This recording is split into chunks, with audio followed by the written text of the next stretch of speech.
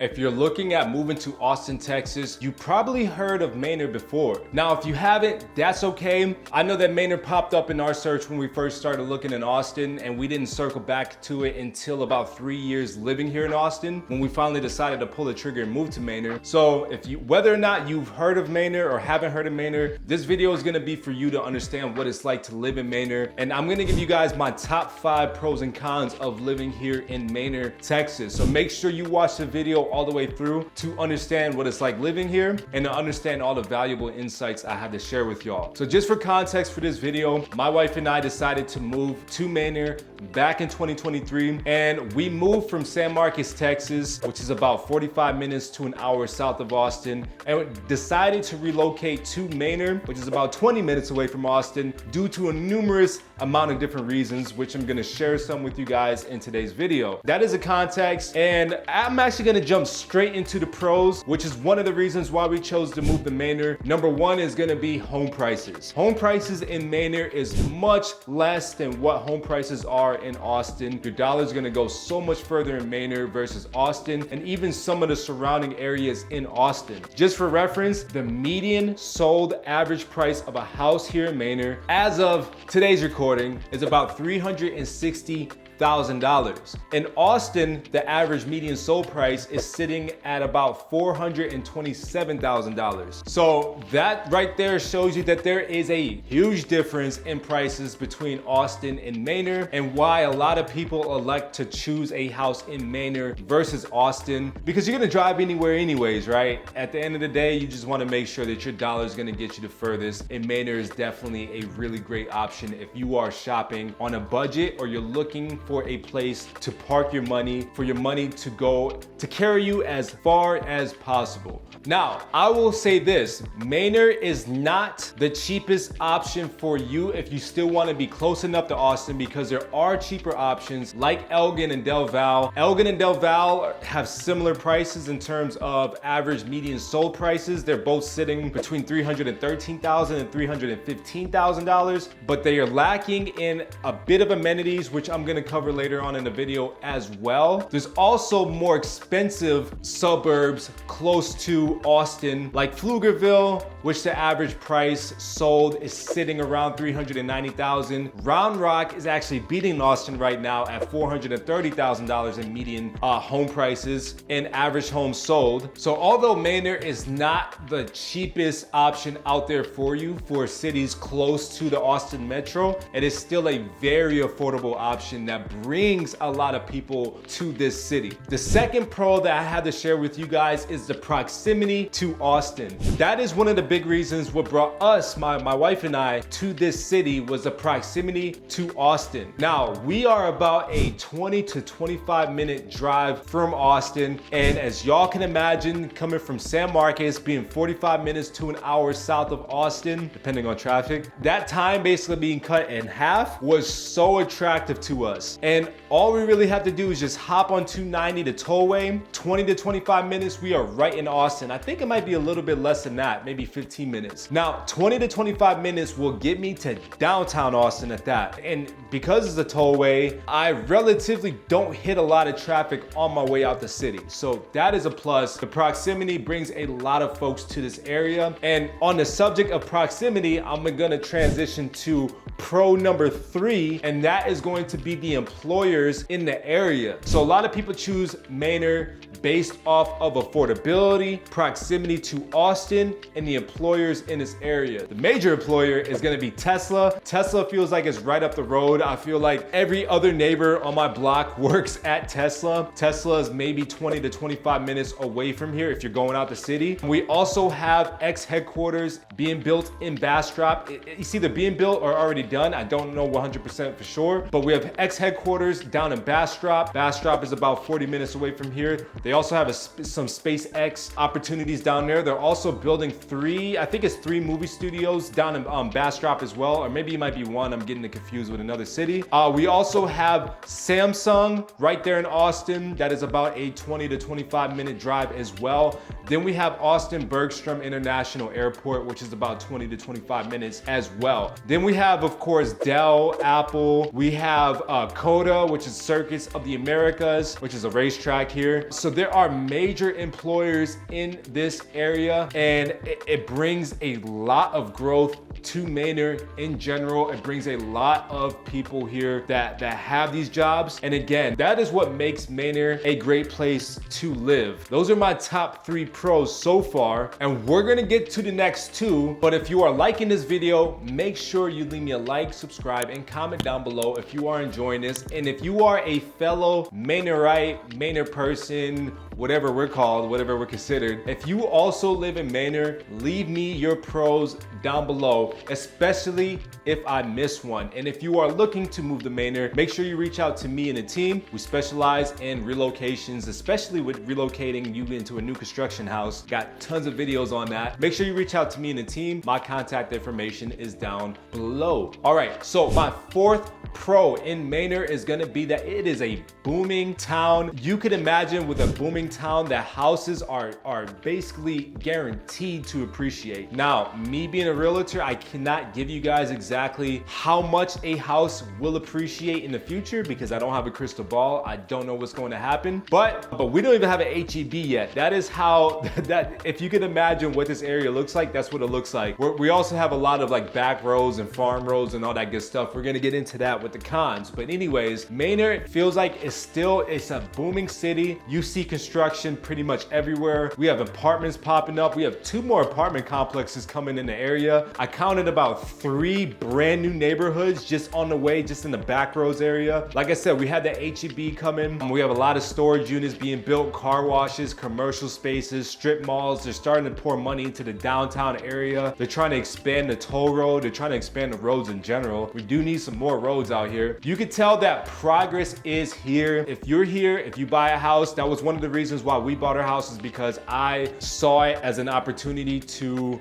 benefit from the appreciation that I think that these homes will accumulate over the years. So that is my 4th pro, and my final pro is gonna be the small town feeling. Even though I just raved about how much progress is coming this way, how much construction there is right now, how much things are being built up, Manor still feels like a small town. So if you are somebody that doesn't really like the big city, or you might like visiting the big city but not living in the big city, Manor is that happy median to where it's still a small town vibe. People still shop at Walmart. That is a major shopping center in this city. We also have like a Dollar General, a Dollar Tree. I think it's a Dollar Tree. A lot of people shop there. Still a very small city vibe, and that could be a pro, that could be a con depending on who you are. We don't even have a movie theater yet. That's how small town vibe. That's how small we are as of right now, at least. Our population is sitting somewhere around 23, 24,000, maybe as high as 25,000. Again, we are not that big, but we are expecting to exponentially increase that number here in the upcoming years. I am not a numbers guy like that, you know.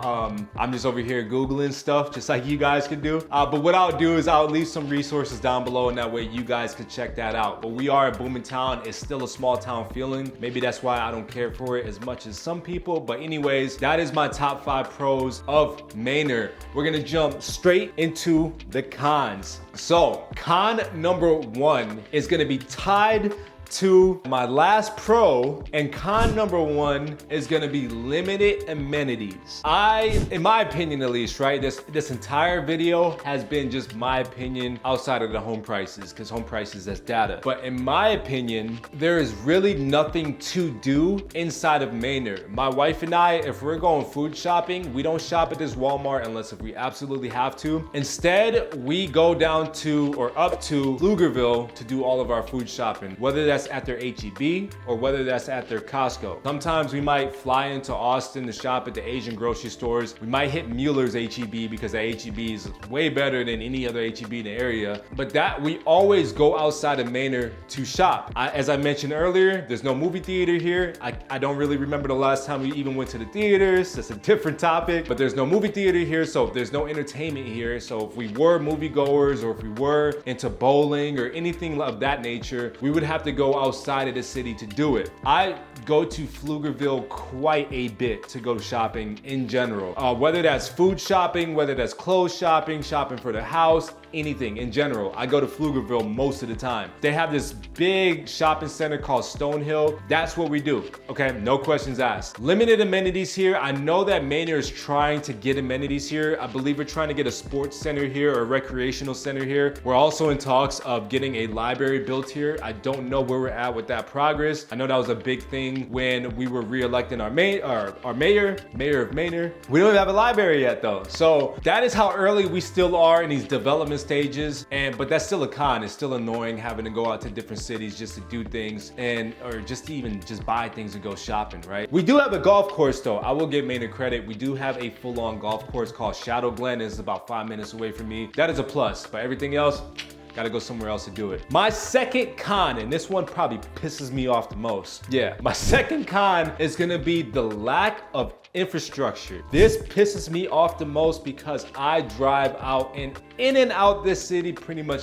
every single day, touring clients' homes, shooting new content, whatever it is. My wife works from home. She leaves for the office once a week. But anyways, it pisses me off more because I'm the one that has to take these roads in and out every single day. And not just me, by the way, everybody in Manor got to do this. So first of all, let me just talk about the in and outs of Austin. So to get in and out of Austin, you only have really one way to go about it. That is Tollway 290. If you are a disabled veteran, I don't know the disability from the top of my head, the percentage. I believe you just have to have disabled veteran plates, so DV plates. But to get those DV plates, I don't remember how much of a disability you have to have. I think it might be 10% minimum. It could be as high as 60%, somewhere along the lines. I'll leave some information for veterans down below. I'm a veteran myself. So if you have DV plates, you could qualify for a toll pass for one car per household per veteran, meaning that if you use that car with the veteran toll pass, you do not pay tolls on specific tollways, including Tollway 290. 290 is the one that connects basically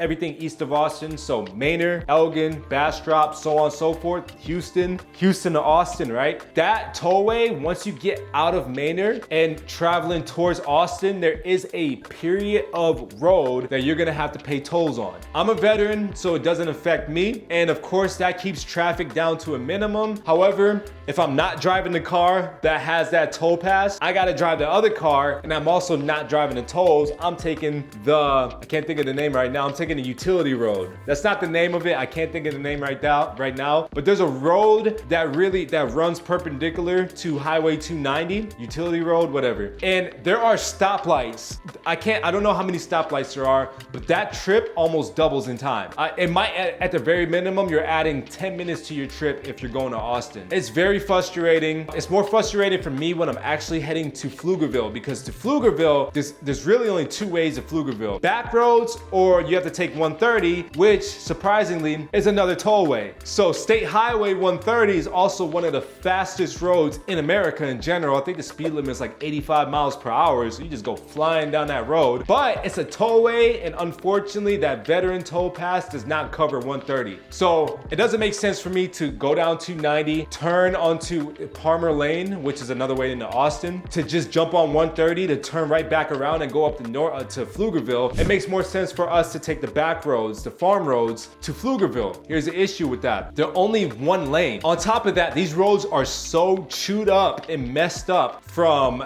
the soil, from construction vehicles driving over it, from maintenance not really being a big part in these back roads, that it feels like you're driving, that's what your car feels like. You're just constantly doing that on these back roads. A lot of bumps, a lot of just ditches and that sort of thing. They are in disrepair. They're building new neighborhoods over there. And if you hit rush hour traffic, your trip is literally doubled. If there's an accident on that road, traffic comes to a stop. There's only one way. It's only one way, right? So you have one way going that way, one way coming this way. That is it. And then the stoplights don't make any sense either. But it's annoying. To touch on the stoplights, by the way, so 290, not all of 290 is tollway. Once you get inside of Manor, it's no longer tollway, it's just 3 lanes, which is cool, right? 3 lanes for the city of 25,000 is not not bad until you realize these stoplights during rush hour are about 3 seconds long.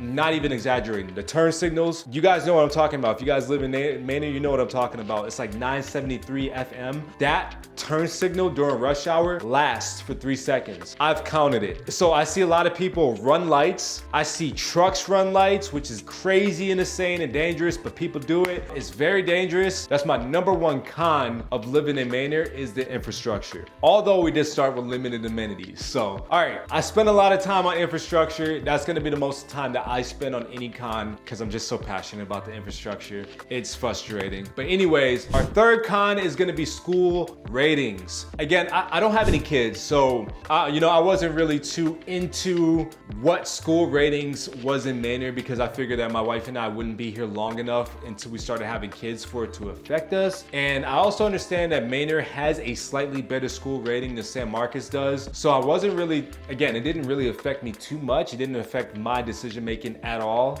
Matter of fact, it had 0% effect on my decision making on what on us originally moving to Manor. However, if you do have kids and you do value your kids' education, you might find other areas surrounding the Austin Metro to be better suited for your kids' education. I will leave a link down below on the school systems here, on the school grades here, because you know, I don't want to steer you guys one way or another. It's up to you to decide if this school system meets your needs or not. But from what I understand, it's not that great of a school system here in Manor. My fourth con, which is a little bit tied to infrastructure and also a little bit tied to amenities. But anyways, my fourth con is going to be the lack of healthcare facilities in Manor. We only have one emergency room here. So is it an emergency room or is it urgent care? Anyways, if you want to be seen for any type of special needs or anything like that, you have to travel outside of the city, most likely Pflugerville. They're actually added on to their hospital. I know that we have plans on building a medical plaza, but I don't know when that's going to take place. I don't know when it's going to be finished, but the lack of healthcare facilities here is a little bit alarming. And I really do hope that the city does take a more proactive approach to getting these types of projects done, because when you have a growing population mixed with the type of construction that we have going on here, I mean, we are, you know, I can imagine that having these things going on at the same time would increase the likelihood of accidents happening. So you want to make sure that you have those healthcare facilities in place. If that's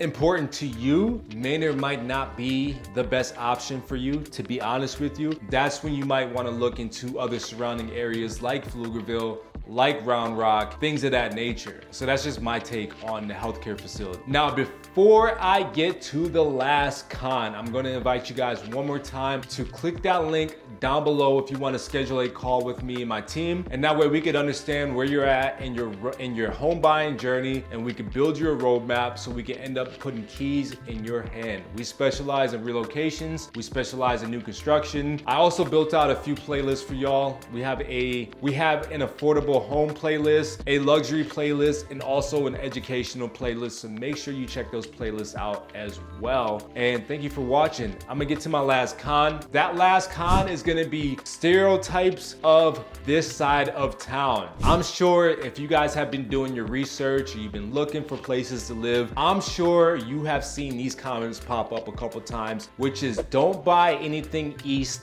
of I-35. For all those that don't know, I-35 is basically the main highway that connects San Antonio to Austin to Dallas, so on and so forth. Everybody uses it, everybody also hates it. But there is a stereotype to not buy anything east of I-35. That includes Del Valle, that includes Elgin, Bastrop, anything that falls east of I-35. Don't touch it, including Austin. East side of 35 of Austin has your more crime-ridden parts. So the stereotype with that is that there wasn't a lot of development that hit the east side of Austin. Most of the development is over there on the west side, which is where all the old money is at. So you'll find all the tech bros, the old money, a lot of money into the west side of Austin, central Austin, and so forth. And East Austin has the less development out of any other area, which is fair, right? Because this is where all the new development is coming. I could definitely understand understand that. They will also say something along the lines that the crime is higher over here. The soil quality is completely different over here. Over here is completely fine as long as it meets your goals. I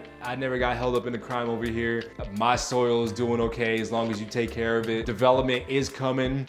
It's further in some places like Elgin and Bastrop, but it's definitely coming over here. Del Val is a little bit behind. I don't know what y'all are doing down there, but you have to look past those stereotypes. The reason why I put that in as a con is because that definitely popped up in my research. I'm sure it popped up in your research, but a lot of people are gonna say some things about the east side of I-35. So make sure you just stick to the actual facts and not just somebody's opinion. Even though this video has been all about opinion, but at least to provide you guys some insight from somebody that hasn't spent their entire life here, and an outsider, probably just like you are watching. And I hope this is gonna help some people out there. So thank you guys for watching. This is my top 5 pros and cons of living in Manor, Texas. If you have any questions whatsoever, either leave them down below and I'll answer them, or shoot me a text, shoot me an email, reach out to me and I'll be sure to answer your questions as well. I'll see you guys in the next one. Peace.